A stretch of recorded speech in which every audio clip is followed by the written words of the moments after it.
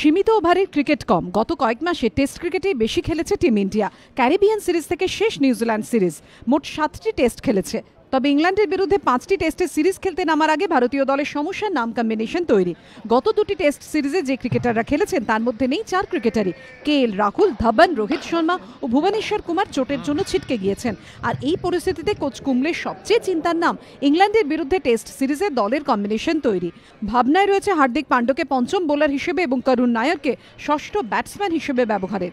তবে প্রথম টেস্টের কম্বিনেশন কি হবে তা নিয়ে এখনই চূড়ান্ত সিদ্ধান্তে আসতে নারাজ coach Kumble.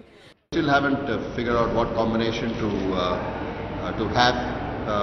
Obviously everyone's available for selection, the entire squad. With Hardik being a part of the squad, we have more options. So we still haven't.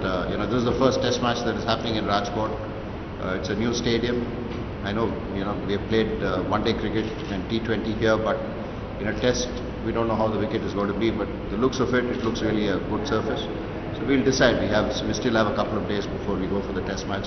বহুদিন পর ঘরের মাঠে 5 টেস্টের সিরিজ খেলবে ভারত, তাই প্রথম টেস্ট থেকে সেরা কম্বিনেশন তৈরি করার পরিকল্পনা কোচ কুম্বলের। এদিকে চোট পাওয়া ক্রিকেটারকে যদি ফের জাতীয় দলে ফিরতে হয় তবে ঘরোয়া ক্রিকেটের মাধ্যমেই কামব্যাক করতে হবে। ফিটনেস পরীক্ষায় পাশ করলেই ফেরা সম্ভব হবে না। এই নতুন নিয়মের আমদানি হতে চলেছে কুম্বলের টিম ইন্ডিয়ায়। ABP আনন্দ।